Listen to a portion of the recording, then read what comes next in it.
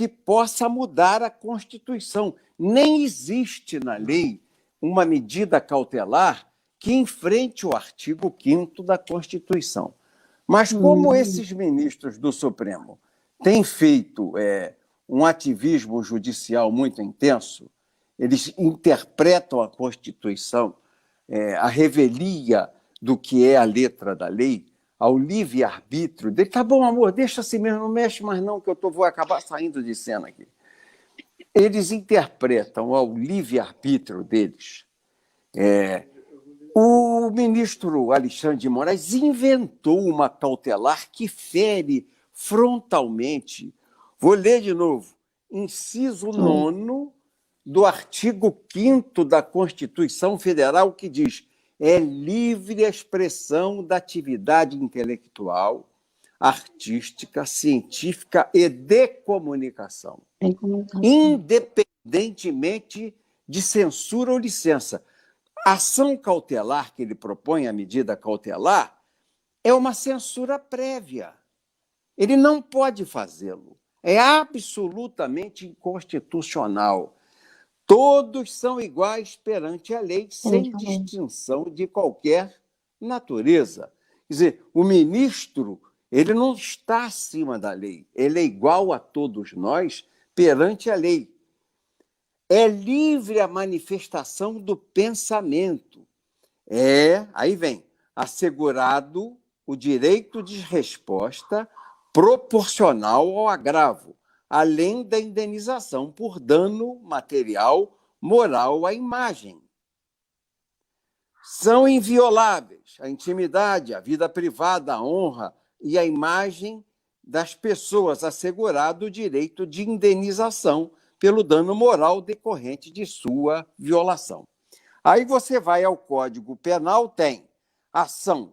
Você pode propor queixa-crime por calúnia, injúria e difamação.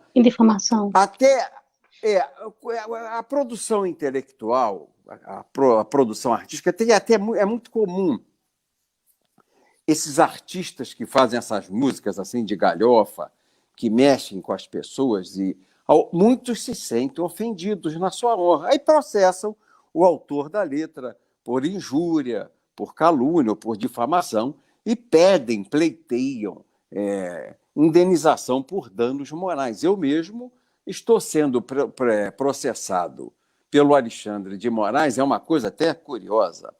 Ele me processa por danos morais e é o presidente do processo criminal contra mim. Ele tem uma ação civil de danos morais que ele entra contra mim pedindo 50 mil reais e preside o inquérito e a ação penal que me incrimina de ofensas contra ele e o Supremo Tribunal Federal. Quer dizer, ele é o rei da cocada preta. Se ele me condenar, ele recebe imediatamente a indenização. Quer dizer, virou um caravançará, virou uma grande bagunça, não é? E o PTB, o que está fazendo? O PTB está entrando amanhã com uma ação de amicus curiae, quer dizer, vamos entrar juntamente com o presidente da República e o advogado-geral da União contra essa decisão do ministro Alexandre de Moraes. Nós vamos provocá-lo. E mais, nós vamos, em seguida, processar o ministro Alexandre de Moraes por crime de abuso de autoridade, Lei 13.869, de 5 de setembro de 2019, que diz assim: as condutas descritas nesta lei constituem crime de abuso de autoridade quando praticadas pelo agente com a finalidade específica de prejudicar outrem, que é o caso do ministro Alexandre de Moraes, ou beneficiar a si mesmo, que é o caso do ministro Alexandre de Moraes. Ele, me prejudicando, se beneficia na ação de indenização por danos morais.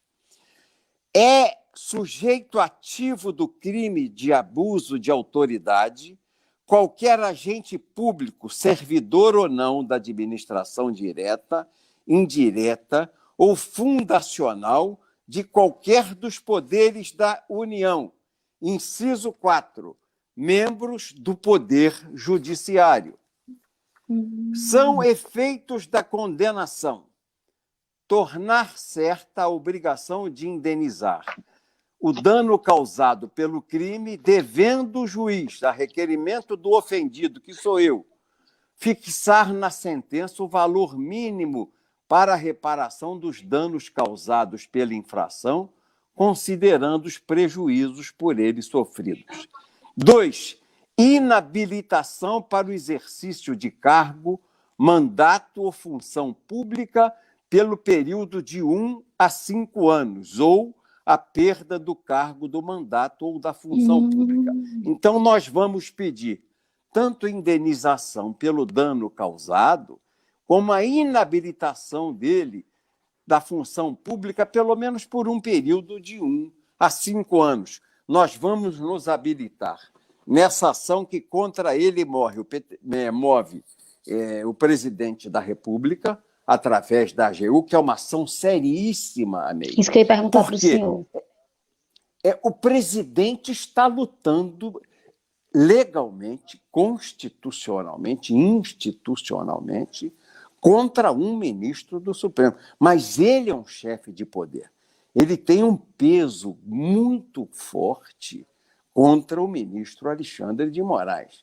Ele declarou guerra a essas arbitrariedades que o doutor Alexandre de Moraes vem cometendo nesse inquérito da fake news, quer dizer, da mentira. O inquérito da mentira é uma grande mentira por ele praticado, porque, inclusive, lá em São Paulo, nós estamos vendo que o gabinete do ódio pelas pessoas que foram presas, aquele Lailã, que acusa frontalmente o deputado Frota e a deputada Joyce. Quer dizer, aquilo foi tudo montado e chegou às mãos do ministro de maneira que ele comprou gato por lebre. Então, é absolutamente ilegal o processo. A ação do ministro é ilegal porque ele é delegado de polícia, promotor de justiça, juiz instrutor e juiz julgador. Quer dizer, ele se autodenominou, se auto-incorporou num semideus. Aí encontra uma pedreira pela frente. Qual? O presidente Messias Bolsonaro. Ele assina, eu estava lendo aqui a ADI, Ação Direta de Inconstitucionalidade, que vai assinada pelo advogado-geral da União, mas com assinatura do presidente da República. Então, o presidente comprou a briga. Quem está dizendo que o presidente não fez nada está equivocado, não leu. E a imprensa está publicando na íntegra, porque é grande. As pessoas devem ficar com um pouco de preguiça de ler. São 10 páginas, se não me engano. Então, tem as razões todas da peça inicial, tem o direito comparado e, no final, tem o pedido, não é? Tem o pedido que se declare inconstitucional, porque ninguém pode fazer censura prévia do país. Não existe essa figura que ele quer dizer de medida cautelar, de suspender direitos de expressão intelectual. Não existe isso. Isso aí é uma absoluta invenção da cabeça do ministro Alexandre de Moraes, contra a letra da Constituição, que é a lei maior do Brasil. Então, o presidente assinou, disse isso que eu estou te dizendo, com palavras assim mais jurídicas, assim, não tão incisivas, como eu estou falando a você, porque há uma linguagem respeitosa, mais jurídica, mais protocolar por parte do presidente, e eu estou tentando ser mais simples para que as pessoas que nos ouvem, Ney, compreendam bem o que fez o presidente da República. O presidente deu uma canelada, em síntese. O presidente disse, olha aqui, Alexandre, chega, agora a briga é comigo. Ele chamou para si a briga e foi para o Supremo, que é a Corte Superior de Justiça, para enfrentar um ministro do Supremo Tribunal Federal. Então, o presidente não está brincando, não está tomando uma medida de garotinho, não está julgando para a plateia, está fazendo uma coisa séria, não é? com toda a legitimidade que tem, com a Advocacia Geral da União, que tem um peso institucional enorme. O seu advogado-geral é ministro. E é o presidente da República que assina. Quer dizer que o presidente não está fazendo nada é um raciocínio equivocado. O presidente está fazendo muito. Deu um peitaço no Alexandre de Moraes. E nós vamos acompanhá-lo. Eu passei a tarde conversando com os advogados do PTB, que hoje, domingo, já estão escrevendo o pedido de amicus curiae para essa ADI. Nós vamos entrar concomitantemente ao presidente da República neste mesmo processo que ele move agora contra o Alexandre de Moraes, para depois fazer uma representação, uma notícia-crime ao Procurador-Geral da República por abuso de autoridade, por crime de abuso de autoridade do ministro Alexandre de Moraes. Então, nós vamos fazer junto com o presidente e depois, decidido o processo, que eu tenho certeza será a favor da petição do presidente e com o nosso apoio, com o nosso concurso, já que nos habilitaremos como amicus curiae, e depois da decisão nós vamos processá-lo criminalmente. Tem que agir igual a eles agem. Vento que venta lá, venta cá. A chuva que molha o caixão, molha o carregador do caixão. Então, é isso que nós estamos fazendo. O presidente tomou uma seríssima atitude, tomou uma fortíssima decisão que terá consequências. Não é uma brincadeira a atitude do presidente Jair Messias Bolsonaro. Que as pessoas estavam falando de ADP, porque assim, eu não sei muito bem, o senhor sabe que a minha área é mais de comunicação, eu não sei muitas partes, eu não tenho muita, assim, a parte jurídica, mas eu vi algumas pessoas falando, não teria que ser ADI, teria que ser um ADP, ADPE, como é? Uma outra que tem lá também, ADPF, porque... Não, nós estudamos... ADPF. Pode falar. ADPF, nós estudamos e o presidente está certo, porque a decisão se fundamenta contra a Constituição, claramente contra a Constituição. Então, ele tem que dizer que é inconstitucional o ministro invocar aqui essa medida cautelar para suspender direito de expressão, porque afronta o inciso 9º da Constituição, que diz: é livre a expressão da atividade intelectual, que é a nossa, é a sua que você está fazendo, a que eu estou fazendo, artística, que não é o caso, científica, que não é o Estado, e de comunicação, que é o nosso caso também.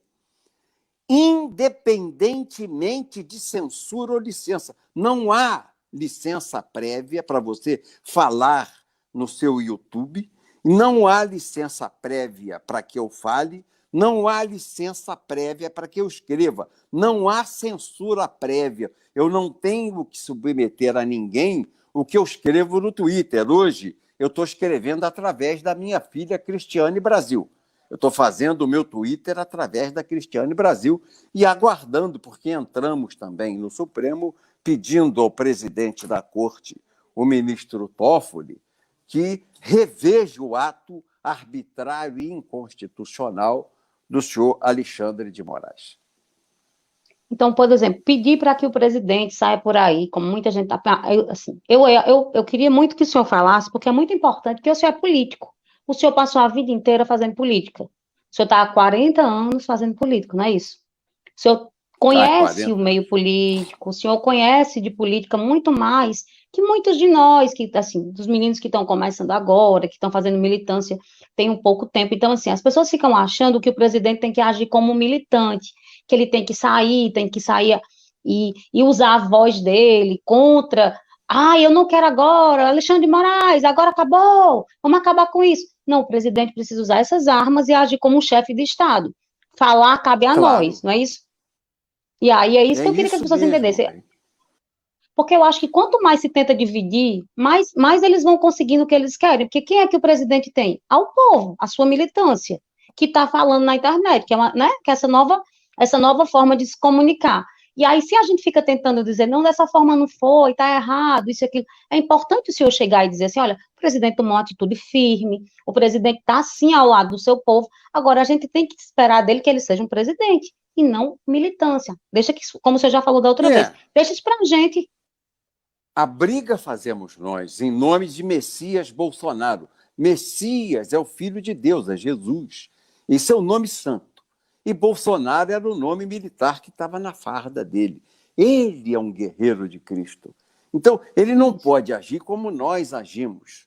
Nós podemos confrontar com mais violência, com mais veemência, com mais loquacidade. O presidente não, sob pena de gerar uma brutal crise institucional de ter que ir a vias de fato. Então, o presidente não pode fazer isso.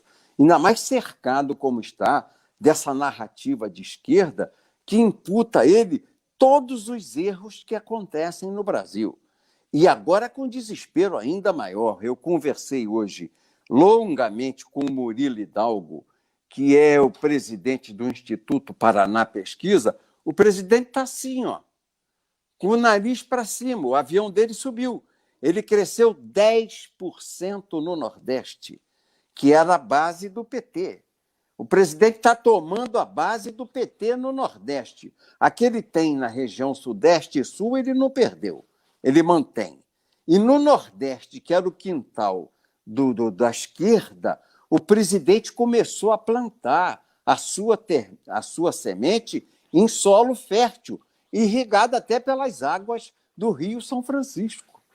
Então, o presidente começa, take-off e um avião de nariz para cima, subindo.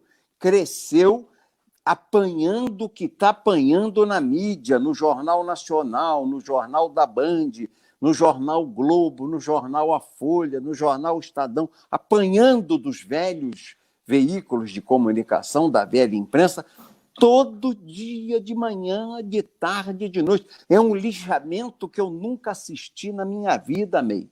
É um linchamento. E o presidente está crescendo nas famílias mais humildes, que tem... As famílias mais humildes, May, são mais conservadoras. Têm muito mais fé, muito mais convicção em Deus, acreditam muito mais na Bíblia, na palavra de Deus, são muito mais firmes. Você conversa com uma pessoa humildezinha, ela recita salmos, provérbios para você com muito mais força, com muito mais conhecimento. As famílias mais humildes têm a palavra estudada e têm a palavra como escudo para qualquer tentativa de aventureiro de abalar o seu pensamento. Quem não tem a palavra é essa molecada, filho da classe média que vai para a universidade pública, e o professor satanista, anticristo, não é? Que cheirador de cocaína, maconheiro, faz a cabeça da garotada, porque fica essa juventude assim achando que ser jovem é fumar maconha, é cheirar cocaína, é transar com homem, é homem com homem, mulher com mulher, é mulher com mulher, homem com homem, todo mundo embolado, tudo junto, porque os professores estão professando isso nas universidades públicas na tentativa de destruir a família. E onde a família existe com total força? Aqui, na Bíblia. Está aqui na Bíblia. E as famílias mais humildes são mais conservadoras, de classe média baixa, as famílias mais pobres, porque creem na palavra de Deus. Deus é o refúgio, Deus é a cidadela, e a palavra de Deus neutraliza qualquer tentativa de destruir o lar cristão. Na universidade você vê, a universidade pública vê fotos, tudo pichado, tudo sujo, não é? As aulas, o pessoal sobe na cadeira, fuma maconha dentro da sala, cheira cocaína dentro da sala.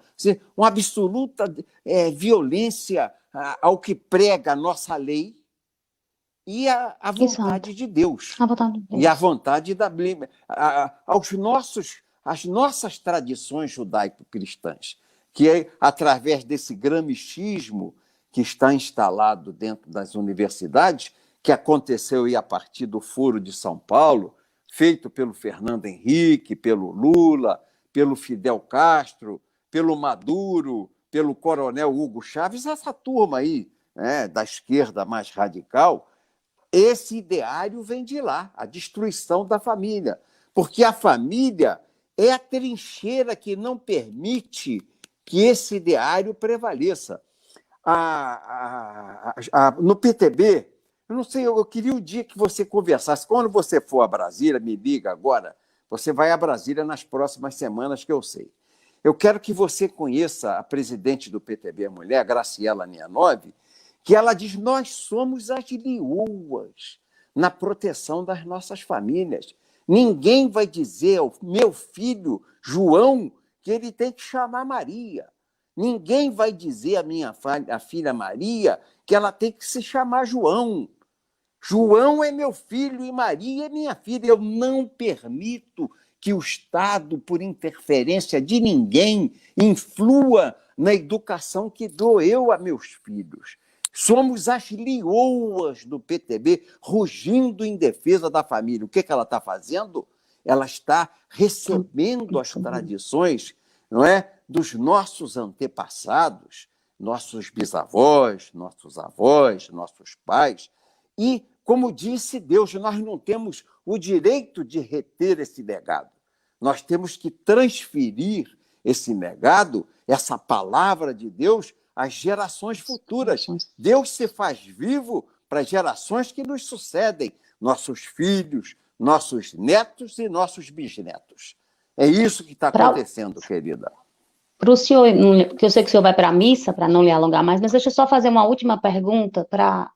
Aí, assim, o pessoal está com muita pergunta. Quando o senhor tiver folga, a gente marca um outro dia, quando ele estiver mais folgado, aí a gente responde esse monte de perguntas. Vamos, mais 10 minutos eu falo com você. Não, mas assim, as perguntas das pessoas são, a gente marca um outro dia, são bem interessantes, assim, são perguntas bem diferentes dessas que o senhor vai nos blogs maiores, tal, são muito interessantes, são perguntas, assim, do cidadão comum, e eu quero depois marcar um dia para o senhor voltar para a gente conversar sobre essas perguntas. May, você é do coração, eu gosto de você. Você me ligou hoje, pediu hoje, eu decidi fazer hoje. Hoje eu não tinha live nenhuma. Faço com você com o maior carinho. Você é gentil, é inteligente, e eu gosto de você. É uma coisa... Eu ainda não te apertei a mão pessoalmente, mas você me conquistou bem pertinho com já, seu né? olhar. O seu olhar é de gente boa, bom ser humano. Não é? Vibra. Obrigada, a vibração positiva conquista o nosso coração. A Cristiane falou a mesma coisa. A Cristiane falou a mesma coisa para mim. Eu falei com a Cristiane na quarta, eu fiz uma live com ela, ela disse: você acabou virando minha irmã. Meu pai gosta muito de você. A gente, olha, tem um carinho grande e eu fico muito feliz. Eu vou trazer a Graciela essa semana para conversar comigo aqui também no canal. Eu quero muito conversar com ela. Da Graça.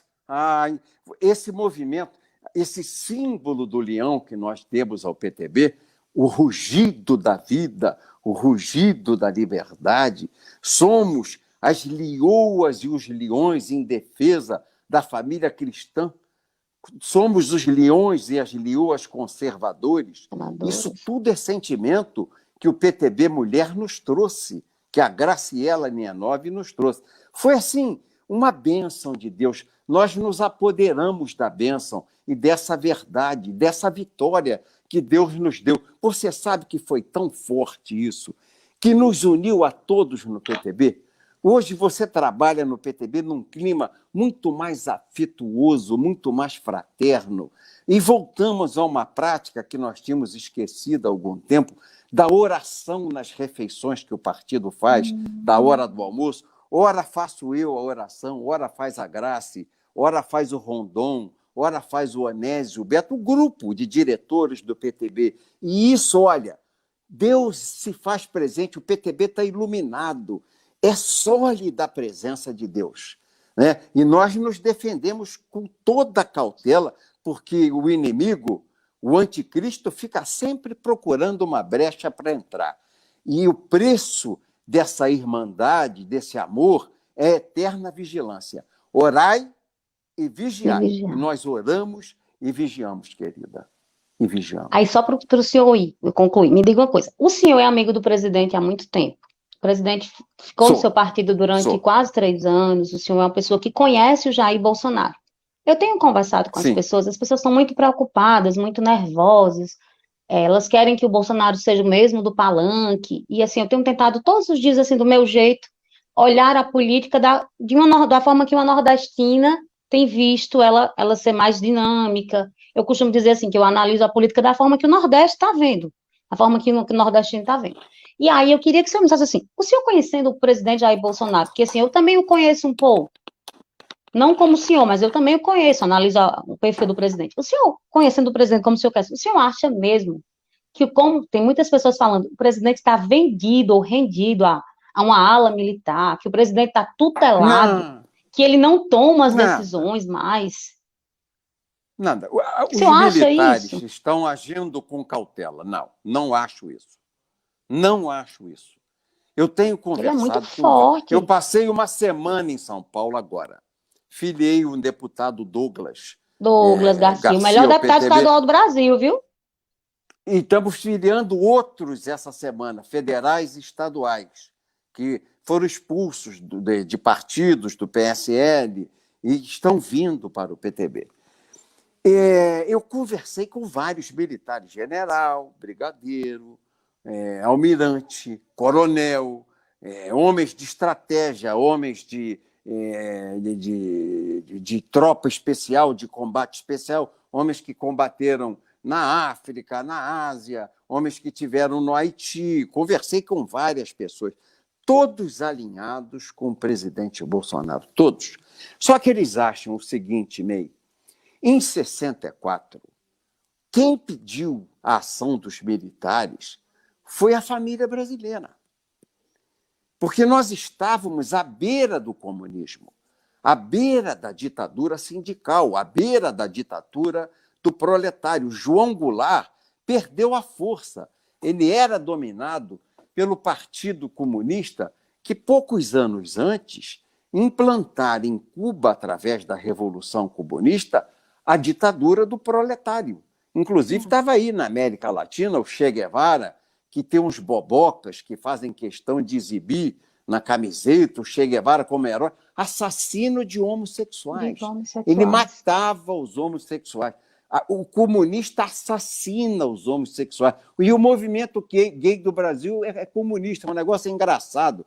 Em Cuba, eles foram para o paredão. Os que não foram, embarcaram no navio e mandaram para Miami. Quer dizer, é uma coisa assim. E isso estava assim, numa efervescência.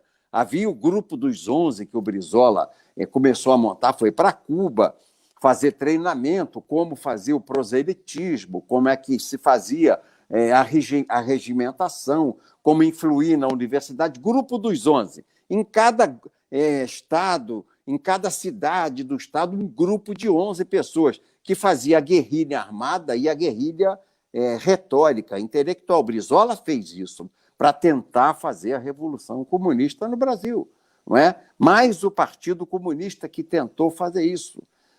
E aí a classe média vai para a rua, você olha as fotos, as famílias com Deus, pela liberdade, pela democracia, pela família, as famílias com Deus. Mas veio a revolução, e revolução é revolução. Você tem o terrorista de um lado e tem a repressão estatal do outro. O militar tem que agir de acordo, porque o militar não pode sair derrotado de um confronto sob pena de desmoralizar o país. É força contra força. Tem a força da guerrilha e a força do militar contra a guerrilha. E os militares mataram o quê? 200 pessoas nessa guerrilha? 200. Não foi nada diante do universo de outras revoluções. Na União Soviética mataram 70 milhões. No Vietnã do Norte, quantas milhões de pessoas? Na Coreia do quase Norte, 100, já passando de 100 milhões. É uma loucura, é uma loucura. Então, morreram 200 pessoas no conflito, no combate, na luta armada. Morre na luta armada quem está lutando com armas, é natural. E os nossos militares foram abandonados como cachorros sem dono, como cães sardentos. É por isso que eles estão... Eu tenho conversado, eles temem que, se tomarem uma atitude que talvez seja Mais necessária enérgica. tomar, que a classe média, de novo, a opinião pública, de novo, faça como fez no passado, na década de 60 e 70, e os abandone à própria sorte. Ficou todo mundo posando de isentão, todo mundo isentão. Não, eu queria a revolução, mas não precisava matar o cara, quer dizer, dar uma de santinho, de gostoso. Você não vence uma guerra sem cadáveres, sem luta, sem sangue, Não. sem morte. Morre de um lado e morre de outro.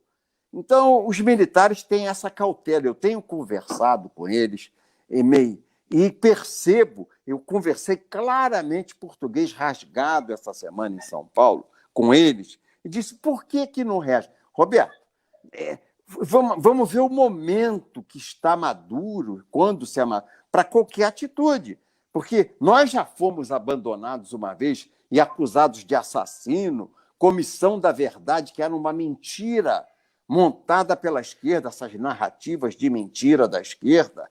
Vai passar por tudo isso outra vez? Eles têm que sentir segurança na opinião pública que ela não vai voltar atrás. A Globo, doutor Roberto Marinho, apoiou de peito aberto a Revolução de 64. No dia 31 de março, posou de braços dados com os militares que fizeram a Revolução. Depois, seus filhos, que entregaram a redação do jornal e da televisão, a editoria política do jornal e da televisão, na mão da esquerda, fizeram a revisão do que o pai fizera no passado. Cuspiram na história do pai, defecaram na sepultura de doutor Roberto Marinho. Quando eu li aquilo, eu fiquei com vergonha. Você não pode fazer uma revisão histórica de um gesto heróico que foi do doutor Roberto Marinho. Quer dizer, são sujeitos horrorosos, esses filhos do doutor Roberto Marinho, que só pensam em dinheiro. E aquele que só confia em bem material cai do cavalo. Quem é moldado por Deus floresce, cresce. A TV Globo vai cair do cavalo porque não é moldada por Deus. Ela só pensa em dinheiro e ela vai cair do cavalo e nós veremos esse império do mal chegar ao fim, porque tudo tem a raiz do mal dentro da TV Globo e das universidades públicas e o Foro de São Paulo. São Paulo. Então, o senhor não vê o presidente rendido, como as pessoas dizem, acovardado, que ele não é mais o presidente, que quem preside é General Ramos, é General Braga Neto, que o presidente não toma mais decisão nenhuma. Eu acho isso uma tentativa de enfraquecer as bases, eu acho que as pessoas estão muito nervosas, eu acho que é hora de respirar. Essa narrativa não é da nossa, não pode ser do nosso grupo. Não é o grupo de conservadores que está fazendo essa narrativa. Essa narrativa é da esquerda, feita para nos confundir. O inimigo fala imitando a nós para parecer conosco e nos dividir. Se veste como a gente, fala como a gente, respira como a gente, anda como a gente, para nos confundir. Porque nós, os conservadores, nós não dizemos isso. Nós não pensamos e não agimos assim. É uma ação viril, fortíssima, que não tem notícia na história da República, a ação tomada pelo presidente Messias Bolsonaro. Eu, daqui para frente, só vou chamá-lo de Messias, o Filho de Deus, Bolsonaro militar, o guerreiro de Cristo. Eu não vou chamá-lo de outra forma. Foi uma ação extremamente corajosa. Ela não pode ser mais violenta. Quem exige do presidente uma ação de antifas ou de black bloc está maluco. O presidente não pode tomar uma atitude de garoto, de sair botando bomba, botar fogo, quebrar vidraça. Isso não existe. Ele faz institucionalmente dentro desse livrinho aqui, ó, a Constituição Federal da República. Nem tudo se resolve pela força. A força da lei está sendo utilizada pelo presidente da República, Messias Bolsonaro. Eu quero agradecer demais ao senhor. O senhor vá para a missa para eu não lhe atrapalhar mais. E a gente marca essa semana quando passar tudo. E o senhor vem aqui responder as perguntas. Eu abro só para o senhor responder um monte de perguntas que as pessoas têm curiosidade do PTB, de saber se como é que o senhor fará com os conservadores, sobre diretórios. Eu acho que o senhor não fugirá de nenhuma dessas perguntas. E eu lhe convido para o senhor voltar e responder o que esse povo tanto pergunta aqui do lado. Bem interessante as perguntas. Mas hoje é A domingo, quero hora lhe que agradecer você pelo carinho. quiser, minha irmã. A gente A hora que combina, você viu? Eu quero quiser. lhe agradecer demais o carinho. Muito obrigada por sempre me atender. Um dia de domingo. Um beijo aí para dona Ana Lúcia. A gente se vê em breve. Eu agradeço demais o carinho. Fique com Deus, viu? Vá Um para mim. beijo, Deus amiga. abençoe. Deus te abençoe também. Obrigada. Deus Tchau. abençoe Amém. você também. Tchau. Tchau, Tchau. Beijo. querida. Tchau. Tchau, querida. Tchau. Tchau. Tchau. Obrigada. Tchau. Beijo, tchau, tchau. Beijo.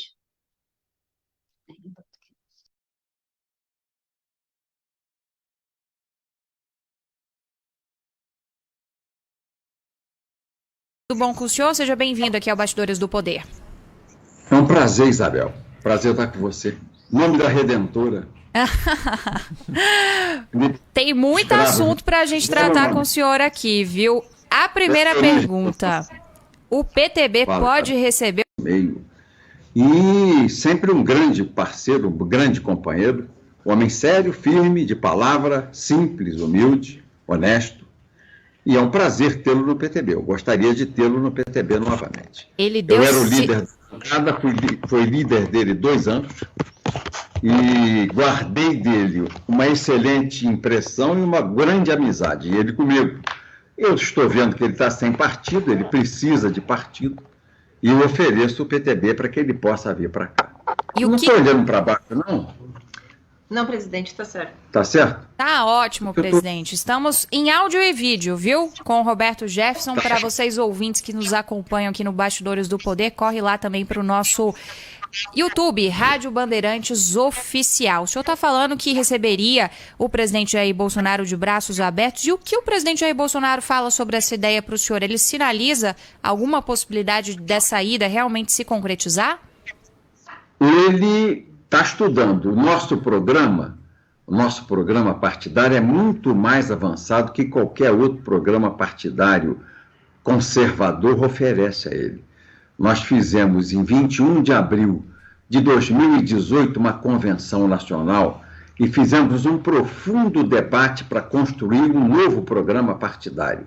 Antes das convenções, antes das eleições, pegando todo aquele discurso que o PTB levava à televisão, por mim, pelos grupos do PTB, os deputados, as deputadas, o movimento mulher do PTB, e nós fizemos um grande pensamento moderno, conservador, nos costumes e liberal na economia. E é muito mais avançado do que o PSL, que foi o partido pelo qual ocorreu a eleição. Nós estamos conversando aqui na Rádio Bandeirantes com o presidente do PTB, Roberto Jefferson, conosco aqui em áudio e vídeo na Rádio Bandeirantes, no Bastidores do Poder. Deputado, como que o senhor tem acompanhado os últimos movimentos do governo, esta tensão que nós temos observado em relação a atitudes do Executivo com vetos a projetos que são aprovados pelo Congresso Nacional, essas tensões existentes entre Supremo Tribunal Federal e Executivo, como que o senhor tem observado de fora toda essa movimentação política, hein? Eu percebo que o presidente está muito cauteloso nos últimos 15 dias. O presidente se afastou daquela polêmica, daquela arapuca, que era aquela saída do Palácio do Alvorada, né? Tinha ali uma armadilha montada para ele, para qualquer um fazer uma pergunta desaforada e ele responder francamente como ele responde. Aí, de tarde, ele apanhava em todas as televisões, rádios, no dia seguinte apanhava em todos os jornais. Ele está mais recatado, se recolheu. Com o Congresso, o veto é democrático.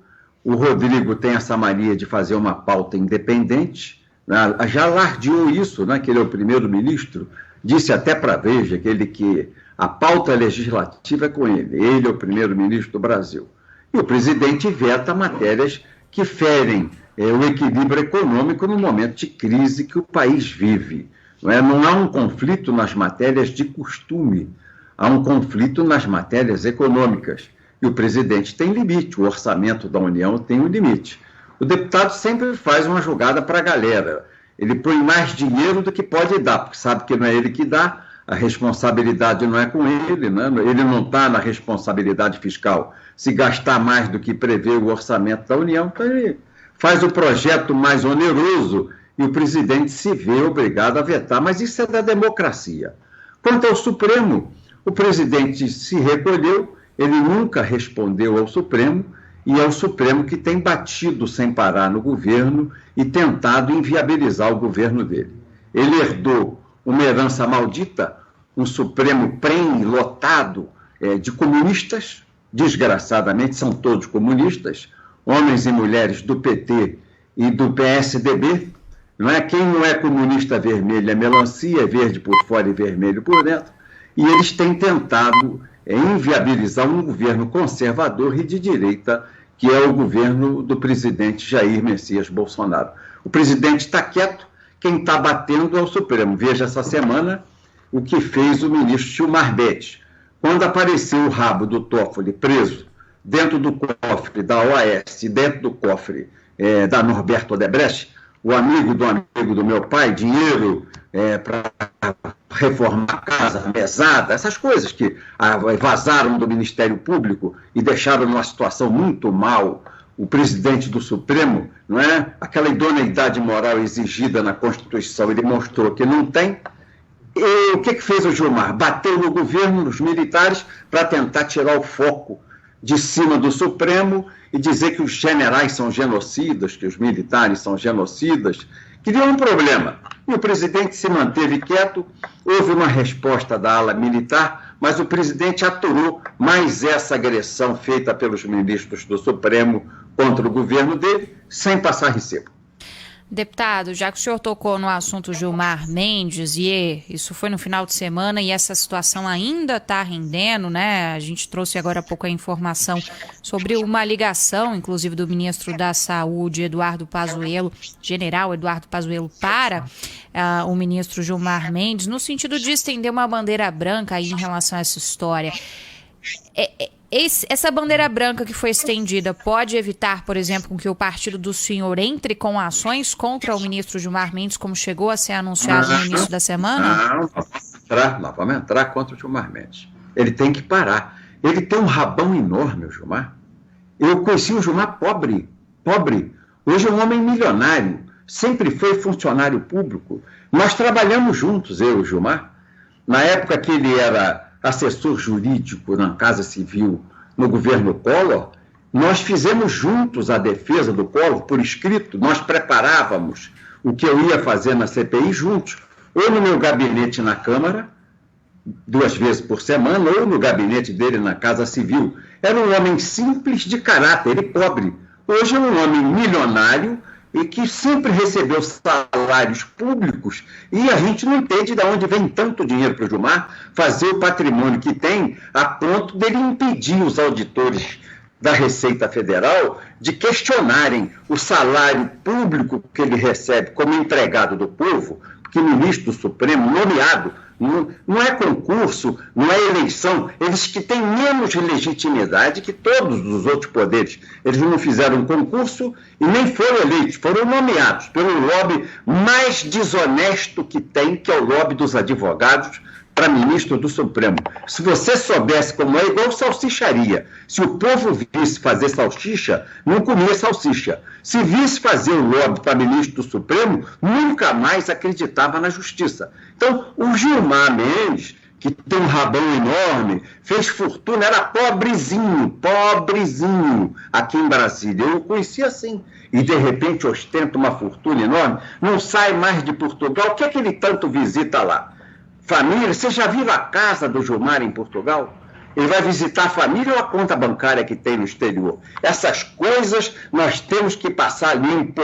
O Brasil não pode se agachar ao Supremo Tribunal Federal, aos 11 homens que fazem o Supremo Tribunal Federal. Nós já investigamos o Executivo, caiu a Dilma, caiu o Collor, não é? Nós já investigamos o Congresso Nacional, vários senadores, vários deputados foram afastados, foram cassados, até o Eduardo Cunha, presidente da Câmara. Agora nós temos que investigar o Supremo. Quem são? Como foram para lá parar lá no Supremo, a quem eles respondem? A quem eles respondem? Não é o povo, porque eles se acham acima do povo. Eu, por exemplo, sei como cada um se relaciona e com quem. Quem é o lobista que está atrás? Febraban, empreiteira, escritório milionário de advocacia, grupo de investimento, a gente sabe quem representa quem. Quem esses ministros representam? Partidos comunistas, não é?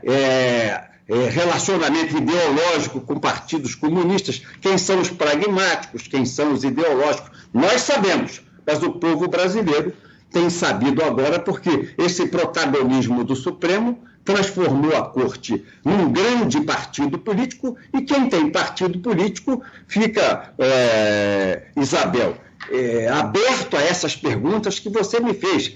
O PTB pode? Como é que é o PTB? O que o PTB pensa? Essas coisas nós temos que perguntar no Supremo. Quem são vocês? O que vocês vieram fazer aqui? A quem vocês atendem com interesses? Não é? Isso nós estamos começando a fazer, e eu digo a você, eu tenho feito duramente contra cada um do Supremo Tribunal Federal. Ex-deputado Roberto Jefferson, presidente atual nacional, né, do PTB, conversa com a gente aqui no Bastidores do Poder. Quando a gente fala de PTB, deputado, a gente sempre tem uma associação também com o Ministério do Trabalho, que está incorporado no governo Jair Bolsonaro ao Ministério da Economia, na forma de uma secretaria especial.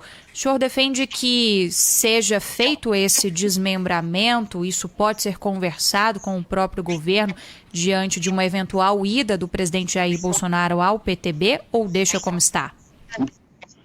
Isabel, morreu o Ministério do Trabalho, já fizeram a missa de uma semana, a missa de um mês e a missa de um ano. Graças a Deus acabou.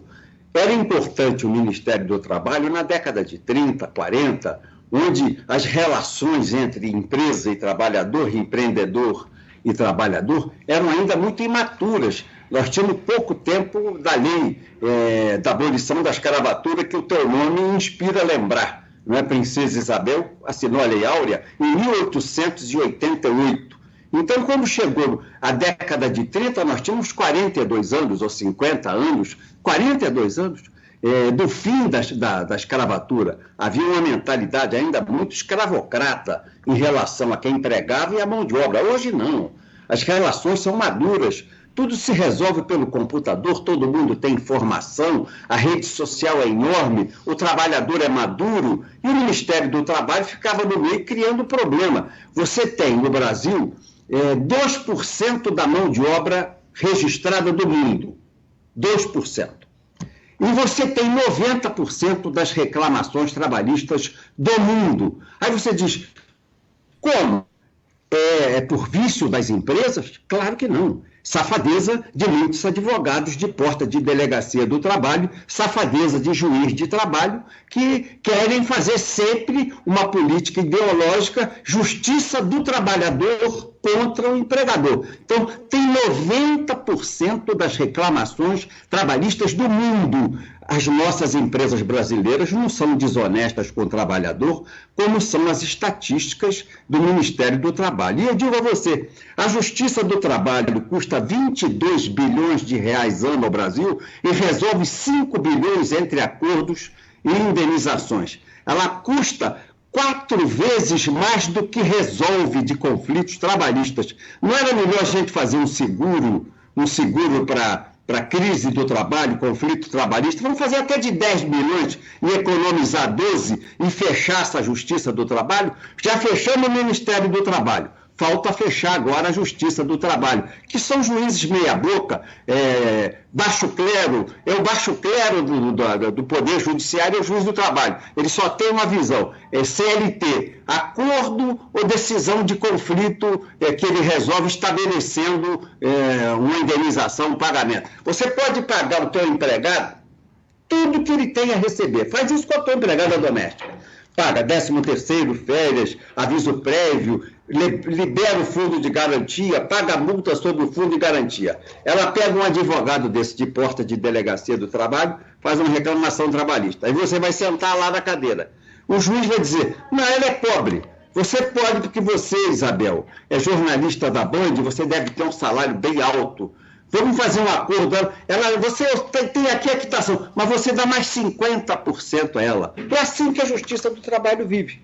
É uma injustiça, é um contrato inseguro entre as pessoas e entre as partes. Eu defendo que nunca mais ressurja o Ministério do Trabalho. Eu acho que enterraram de cabeça para baixo.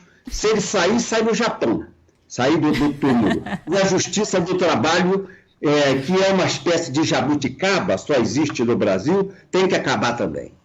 Roberto Jefferson, presidente do PTB, conversando conosco aqui na Rádio Bandeirantes. Deputado, qual será a posição do partido do senhor em relação à análise do veto presidencial que derrubou a desoneração de 17 setores lá na MP, que, entre outras coisas, permitiu, né, a suspensão de contratos de trabalho durante a pandemia e também a redução de carga, de jornada e também de salários durante esse momento? Como que fica o partido do senhor em relação a esse tema que é polêmico e atinge milhares, milhões de empregos daqui para frente? Eu sou a favor do veto.